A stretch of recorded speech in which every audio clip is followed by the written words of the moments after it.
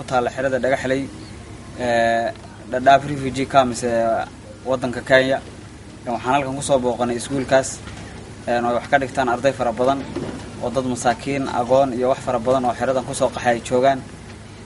waxa anagoo aan ka soconaa hay'adan la yiraahdo Horn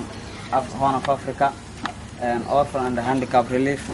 hay'adda maxaan ku raada agoonta iyo curyaaminta geeska Afrika halkan aan ku soo booqanay marka waxaan walaalaha ka codsanaynaa cajaladan daawan doona inay deeqdooda soo gaarsiiyaan waad aragtaan meesha wax ku baranayaan kuleylkeeda waad aragtaan sidaynan qolalkooda maxaan ku ugu qalabaysnaan waad aragtaan boardka ay fadhiyaan sidaas daraadeed waxaan ka codsanaynaa walaalaha cajaladan daawan doona in ay si maxaan ku raahdaa gargaar deeqsinimo ku jirto ay ugu soo deeqaan iskuulkaas oo u baahan dayrar fara badan oo u baahan gogol oo kuraas u baahan oo office u baahan ama xafiis marka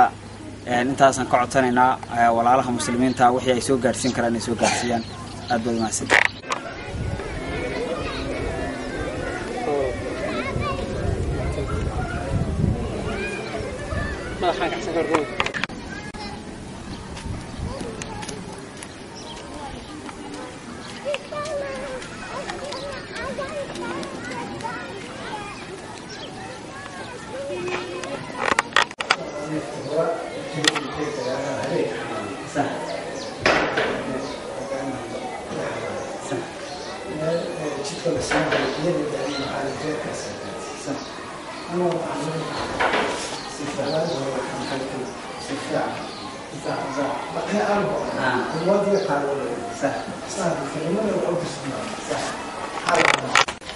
السلام عليكم وحن سلامة يا كل طوه رئيس شاردان كنا ودن كإنجليز كيمير وقبل يشوفان مدك عليه وحنا ما قلنا إن مساجد كله إلى مسجد الرحمة إن لو كان تاخذ فرها طبعا إن لو سعر وليه فإن ما قلنا إنها بقول كده بقول مدك على وحنا سكننا هاي أقوام كتعفو تبرع عاد سنة شغل حجر غير قلتي حرق كيسي يوم حي رفعت كيسة سكتشوكتا marka mar walba oo hay'ado mar walba oo jirto waxaan u baahanahay waxa soo qariya wixii ka siyaadsan kana sugeynaa walaaladana muslimiinta meel walba oo joogan siiba sidan oo kale jaalidahana ku nool meelaha kala duwan marka saas iyo salaamu calaykum waraxmatullaahi wabarakaatuh halkan waxaan dhagaxlay maanta waxaan gabdhihii ugu qaybinay lacagtii loogu soo tabarucay oo ay gacanta ka dhiibaysay hay'adda naafada iyo agoonta geeska Afrika loo soo marsiiyay muxsiniin walaalahoodiina ay u soo ururiyeen oo xirada dhagaxlay ay ku qaadanayaan gabdhaha masaakiinta ee halka jooga oo la soo jirdilay oo la soo kufsaday qaar fara badan xabsiye muddo dheer ku jiray oo jidka ku soo rafaaday oo dhakhtar la'aan ay ku hayso xiriyaha qaxootiga ee Dadaab Refugee Camps khaasatan xirada dhagaxlay yay hay'adda Horn of Africa Orphan and Handicap Relief hay'adda la yiraahdo ay maanta ugu qaybisay lacag gaaraysa gabadh walba 4,000 oo shilin qaarna ay ugu hagaagtay 2,000 sidaas iyo daawasho wanaagsan gabdhaha waxaan jeclaan lahayn qaarkood in ay duubaan kalimateen ama kalimooyin yar yar ay duubaan iyaga oo u mahad celinaya walaalihii lacagtan soo dhiibay iyo sida uu dareenkoodu yahayba waa loo xidhay quraanka waxa aragtaan loo xidheeyaan oo dhinaca farbarista carruurta loogu talagalay inay wax ku bartaan dhinacna waa madariso oo aan geli doonaa gudaheeda aan geli doonaa daawasho wanaagsan waa iskuulka xirsimahad madarasada ama academic loo yaqaano xirsimahad integrated academy oo ay dhistay hay'adda daryeelka aqoonta iyo curyaaminta geeska Afrika ama Orphan ama hay'adda loo yaqaano Horn of Africa Orphan and Handicap Relief hay'adaas ayaa biyagelintan iyo ceelkan iyo dhisidda iyo madarasada ku sameysay ilaa haddana gacanta ku haysa waxa wax ka dhigata arday aad u tiro badan oo gudaha ula geli doono waxaad aragtaan biyihii oo geedaha lagu sii deynayo kuwaas oo maanta meesha ay ku taalo aad iyo aad qaali uga ah inay biyahaas loo sameeyo tuubadii oo ugu daadsan oo barkadii ugu dhacaysa waxay ku fiicnaan lahaa in barkada biyo ku dhacayaan si jeermiska looga ilaaliyo ardayda iyo maxaan ku raahdaa dadka isticmaalaya in loo sameeyo haamay ku fiicnaan lahaayeen waxaad aragtaan inay isugu jirto looxyadii oo daadsan oo maxaan ku raahdaa aad aragtaan oo looxdii ay kuwaas tahay bismillaah halkan aan joognay waa ifo madrasada xirsimaha ee ku taala oo loo geliyay biyo aad iyo aad biyagelin lagu sameeyay biyahaas oo ay soo gelisay hay'adda agoonta iyo curyaaminta geeska Afrika ama Horn of Africa Orphan and Handicap Relief hay'adda loo yaqaan ay soo gelisay biyahaas oo arki doontaan oo baraaga ku socda oo madrasadaas waxaan jeclaan lahayn walaalaha inay ka qayb qaataan biyagelintaas oo la sii wada hayo si fiican hadda u socota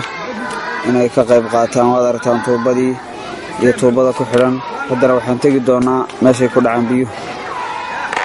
haya adeer magaca Muscab ayo Muscab Cabdixakiin haye ma dhigataa iskuul iyo madrasa iyo wax ma dhigataa dugsi toona dugsiga tumaad joogtaa quraanka yaa alif la kordhay baad dhiganaysaa haye si fiican wax u bara adeer soo kor This is a Hirsimaha Integrated Academy in the Dadaab refugee camps, especially for camp. And this is a science class. This is a teacher wanted to ask you some information about the madrasa or the Integrated Academy. So this is so what is your name, Malim? Yes, I'm called Mr. Yusuf Malim. Oh, can you give us information about this Integrated Academy? In fact, I have joined 9 months ago. That was 2011, and there was a lot of changes that so far we made. I included them in as you can see, there are a lot of desks that we brought in school. At the same time, a lot of also students is increasing by day. We have also some enrollments that are coming daily. At the same time, we have also funded the students to become more. At the same time, we have pre-schooled them so that they just be like any student in Kenya. We have also different departments of teachers. There are those that are concerned for statistics. There are also those that are concerned for the language, especially Kiswahili and English. There are also that are concerned for practical activities, like when it comes to experiments of which the science is concerned. So as you can see, the number of teachers are not so many, but the little we have, they are trying their best to bring the school to a state. So as you can see, also the classes are not so much. We have only 7 classes, and the desks are very small compared to the number of students we have in the school. The number of teachers is supposed to be increased because what the school needs and the population of students are not same. So we need to have more teachers in the school in the following year, or maybe some months to come. As you can see, the students also, most of them, they don't have a uniform, and maybe lack of money in the parents, I don't know what from what. But some have those who can afford, we are for them, but for those who don't afford, we don't also force them. We also people coming from different parts of Somalia who are joining us also as a new refugee. We don't disagree them, but also we welcome them to be part of us because they are also refugee people who need to be helped. As we teachers concerned here, our work is only to teach, we will not do beyond that. We are come us to be a class teacher, and that's our responsibility. We are supposed to be bringing in the school. So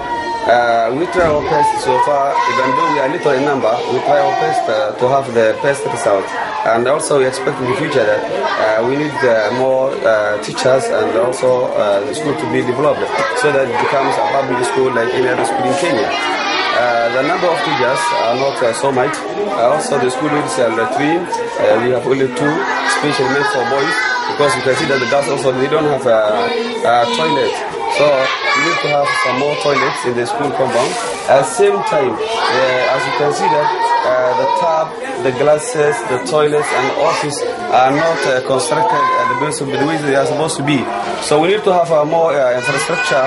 as the future expectations. I want to say thank you. Thank you very much.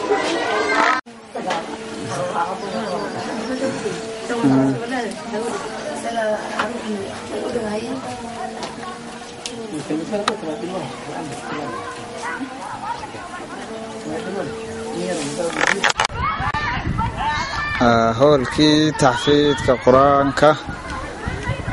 iyo laba qol oo ka dambeysay oo kuwan iyaguna ah albaabada leh ee caruurta ay hortooda wax ku dhiganayaan aad aragtaan ee jiingada ah halkaas iyadana qolka u dambeeya halkaas hadda aan ku hayo waxaa ka bixi doona qol haddii la yiraahdo maanta la qardeeyay saas iyo daawashada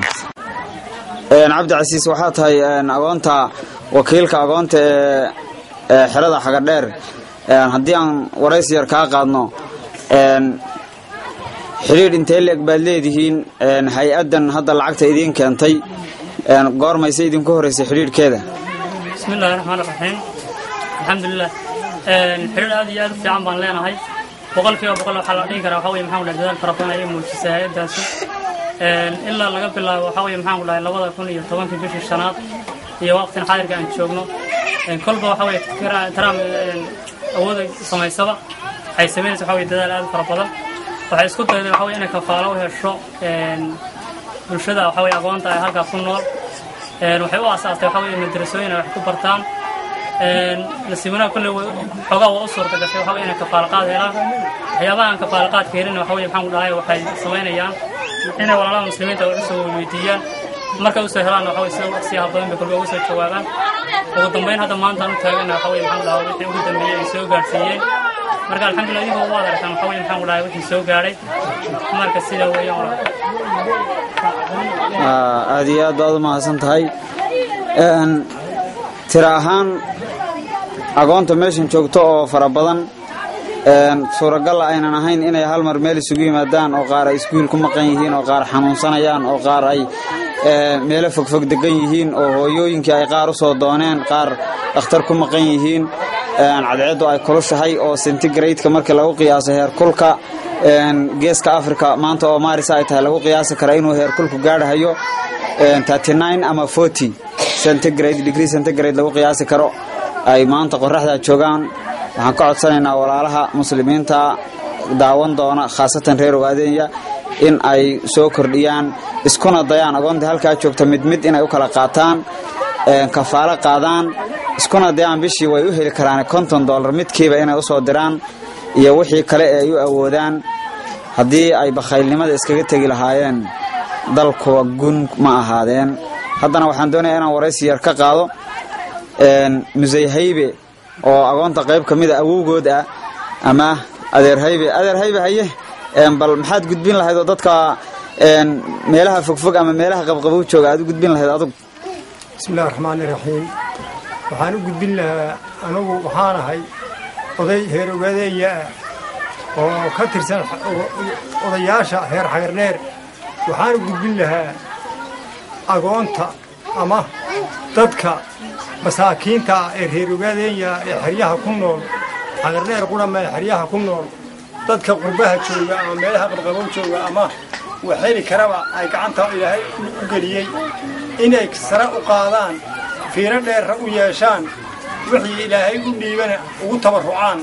sidaas aan ku kordhinahay aad iyo aad baad u mahadsan tahay haddana waxaan weydiin lahaa